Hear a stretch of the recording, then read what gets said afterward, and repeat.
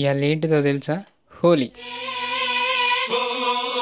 హోలీ హోలీ హోలీ రంగుల రంగోలి. ఇంటికి వచ్చి చూసేసరికి మనోళ్ళు రంగులు పట్టుకోవాలా గుడ్లు పట్టి గుడ్డు లేదు వాళ్ళ అందుకే నేను వెనక ముందు వేస్తాను.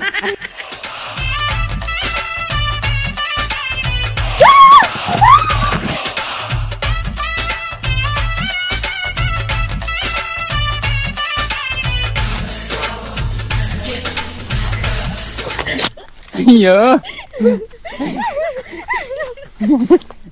కొట్లాడకుర్రా పండుగ.